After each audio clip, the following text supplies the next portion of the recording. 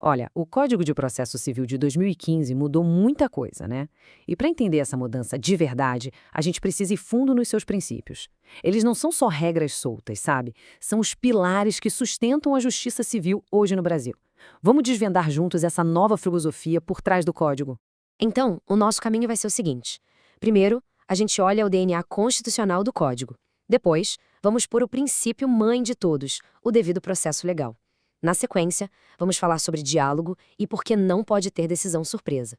Aí, a gente entra na ideia de cooperação e, para fechar, vamos entender por que o processo é, na verdade, uma ferramenta. Beleza, então. Primeiro ponto, o tal do DNA constitucional. A ideia aqui é simples. O CPC de 2015 não nasceu do nada. Ele não é uma ilha. Pelo contrário, ele está totalmente amarrado na nossa Constituição Federal. E isso não é pouca coisa, não. Já no artigo 1º, logo de cara, o Código manda o recado. Olha, tudo aqui tem que ser lido e entendido a partir da Constituição. É como se a Constituição fosse o óculos que a gente tem que usar para ler o Código. Isso muda tudo, é uma virada de chave gigantesca em comparação com os códigos antigos. E por que essa mudança toda? Bom, o nome disso é neoconstitucionalismo. A ideia é que a Constituição deixou de ser só um papel bonito, um documento político. Agora ela é uma norma com força de verdade, que se espalha por todo o direito, sabe? É como o sol, que irradia seus raios para todo lado. E o processo civil está bem debaixo desses raios. Tá. Mas se a Constituição é tão importante, qual é o principal valor dela que entra no processo? É isso que leva a gente para o nosso segundo ponto. Vamos falar do princípio mãe, a origem de tudo, o devido processo legal. Pensa no devido processo legal como um grande tronco de árvore. Dele saem todos os outros galhos, que são os outros princípios. A ideia central é bem simples, na verdade: garantir que o jogo seja justo. As regras têm que ser claras e conhecidas por todo mundo, antes do jogo começar, claro. Mas aqui tem um detalhe importantíssimo. Uma coisa é só seguir as regras, o passo a passo. Isso é o que a gente chama de devido processo formal. Outra coisa, bem diferente, é garantir que as regras em si e as decisões sejam justas, razoáveis, e isso é o devido processo substancial. É uma busca por uma justiça muito mais de verdade, né? E daquele tronco de árvore que a gente falou, saem uns galhos bem importantes. Coisas como o direito de se defender, de saber o que está acontecendo no processo, a obrigação do juiz de explicar suas decisões, sabe? E também, claro, o direito de ter um processo que acabe em um tempo razoável. Tudo isso vem direto do devido processo legal. Agora, vamos dar um zoom em um desses galhos, talvez o mais importante de todos: o princípio do contraditório. Porque é aqui que o CPC de 2015 fez uma verdadeira revolução. A coisa deixou de ser um monólogo para virar um diálogo de verdade. Para entender a mudança, antigamente o contraditório era meio passivo. A pessoa era avisada de algo e podia responder. Ponto. Hoje não. A visão é muito mais profunda. Não adianta só falar. É preciso ter a chance real de influenciar a cabeça do juiz. A participação tem que valer alguma coisa. Não pode ser só para cumprir tabela. E, claro, esse diálogo tem que ser jogado limpo. Ele está super ligado com o princípio da boa-fé, que é um exemplo ótimo disso, a tal da nulidade de algibeira. Imagina só, a parte vê um erro no processo, mas fica quieta, guarda aquele erro no bolso para usar só lá na frente quando for melhor para ela. O novo código diz: opa, isso não pode, é jogo sujo. Isso tudo leva a gente para uma pergunta-chave para sacar o novo sistema. Pensa comigo. O juiz está lá, estudando um processo.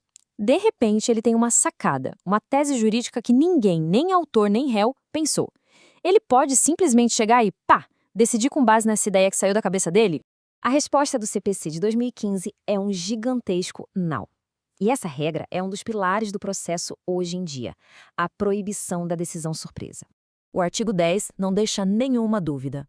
Mesmo naqueles assuntos que o juiz poderia decidir por conta própria, ele não pode. Antes de bater o martelo, ele tem que chamar as partes e dizer: e aí, o que vocês acham disso aqui? É o dever de consulta. O objetivo é claro: acabar com o fator surpresa. Toda essa conversa sobre diálogo, sobre não ter surpresa, isso tudo desemboca no nosso quarto ponto, que é uma nova cultura, um novo jeito de pensar o processo, uma cultura baseada em eficiência, justiça e uma palavra mágica: cooperação. O artigo 6º é o que define isso. Ele muda completamente a visão do processo. Não é mais um campo de batalha, sabe? Onde cada um está só por si. Agora, a ideia é que o processo seja uma comunidade de trabalho. Todo mundo, juiz, autor, réu, tem que trabalhar junto para chegar numa solução justa, efetiva e em tempo razoável.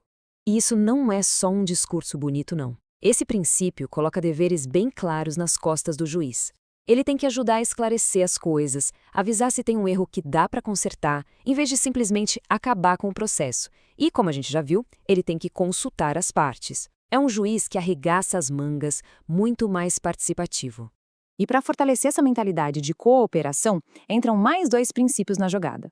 Um é a boa-fé objetiva, que é basicamente esperar que todo mundo jogue limpo. O outro é a primazia da decisão de mérito. A ideia é, o foco é resolver o problema de verdade, não é para ficar caçando pelo em ovo e extinguindo o processo por formalidade boba.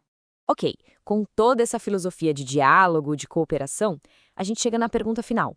Afinal, para que serve o processo? Qual é o papel dele nisso tudo? Vamos para o nosso último ponto para responder isso. A resposta está num princípio com o nome comprido, instrumentalidade das formas.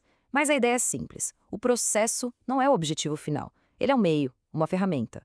As regras existem para ajudar a chegar em algum lugar. Então, se um ato atinge o seu objetivo, mesmo que não tenha seguido a forma certinha, ele está valendo. O grande vilão aqui é aquele formalismo exagerado. É exatamente isso.